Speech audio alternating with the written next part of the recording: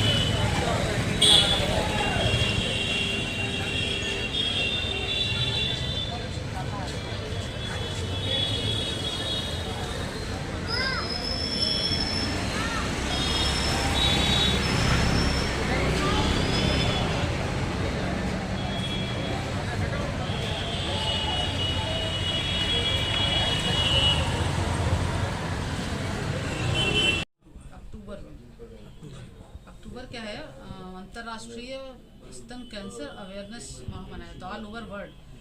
तो अक्टूबर महीने में हम लोग शनिवार को पिछले 25 सालों से फ्री ब्रेस्ट से रिलेटेड फ्री कैंप करते हैं। द फ्री चेकअप, जो जांच होती है या जो ऑपरेशन होता है उसमें अप टू 40% डिस्काउंट। और उनमें लोगों को सिखाते भी है कि कैसे साल भर अपने आप को ठीक रखें। जागरूकता कैंप काफ़ी होते हैं हमारे यहाँ।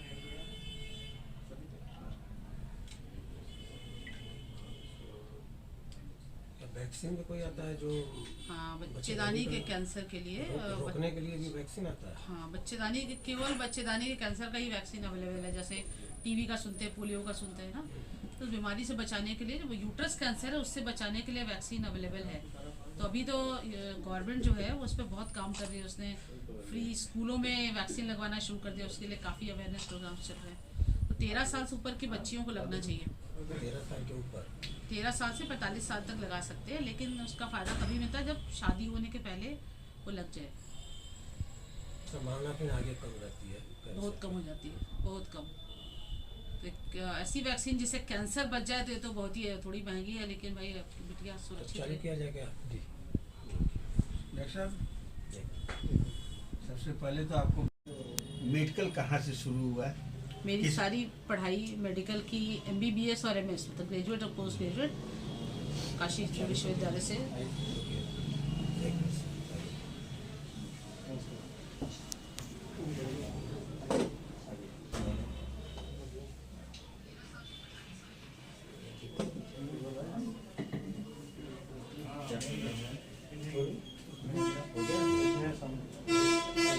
डॉक्टर साहब, अपना परिचय आप बताएं। मैं डॉक्टर विनीता श्रीवास्तव, 25 सालों से प्रैक्टिस कर रही हूँ। मेरी MBBS और MS की पढ़ाई काशी हिंदू विश्वविद्यालय इंस्टीट्यूट ऑफ मेडिकल साइंसेज से हुई।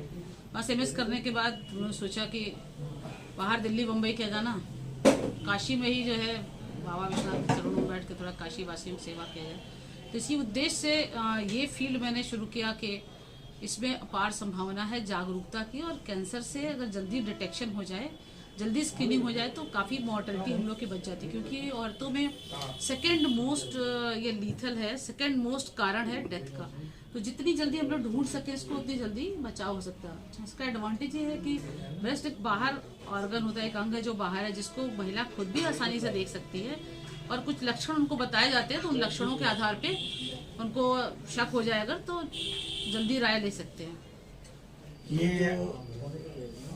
ये हमको बताएं कि इसको कैसे मालूम हो कि ये कैंसर ही है? हाँ, जिसके लक्षण होते हैं, जैसे अगर स्तन में कोई गांठ है जो काफी लंबे दिनों से बनी हुई है, चाहे वो दर्द वाली हो चाहे दर्द रहित हो, प्लस अगर निप्पल में कोई चेंज होता है, निप्पल का साइज चेंज होता है, या ब्रेस्ट में कोई आकार या आकृति चेंज होती है, या जो चमड़ा है उसका रंग परिवर्तन हो, या वो संतरे के छिलके जैसा हो जाए, या आंख में या एक्जिला में कोई गांठ या कौड़ी हो, तो उसको अंदाजा लगा सकते हो। उसको फिर चिंता करना चाहिए कि हो सकता है कुछ और गांठ हो, और उसका उचित निदान या उचित टेस्ट जरूर कराना चाहिए। आपने अपने विज्ञप्ति में बताया है कि पुरुष को भी हो सकते हैं। हाँ, पुरुषों में भी 1% होता है, लेकिन पुरुषों में भी स्तन कैंसर हो सकता है, और बिल्कुल उसी तरह उसके भी लक्षण होते हैं जैसे महिलाओं में होते हैं।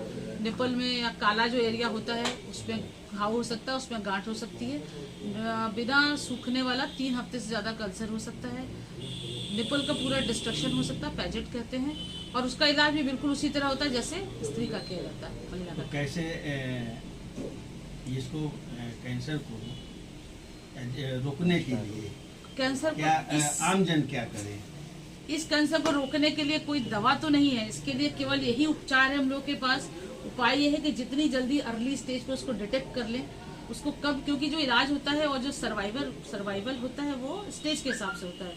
अगर स्टेज 1-2 में अगर पता चल जाए तो एकदम 100% इसका क्योर रेट है, तो ठीक हो जाता है। जितना लेट करते हैं उतना दिक्कत होती है। तो इसको रोकने के लिए सिर्फ जागरूकता जरूरी है, जिसमें हम लोग ब्रेस्ट सेल्फ एग्जामिनेशन बताते हैं कि हर महीने अपना ब्रेस्ट अपने से देखिए, साल में एक बार अल्ट्रासाउंड कराइए, 3 साल में एक बार मैमोग्राफी कराइए। तो ये कुछ चीजें हैं जिससे हम लोग पता लगा सकते हैं।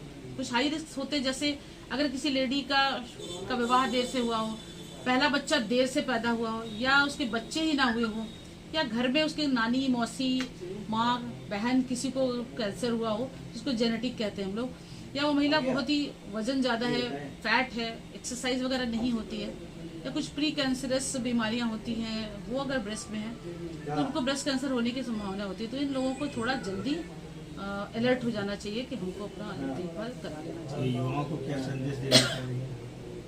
युवाओं को संदेश ये देना चाहेंगे कि बहुत ही खतरनाक बीमारी है, लेकिन अगर आप इसको समय से पकड़ें तो बिल्कुल ठीक हो जाएगी।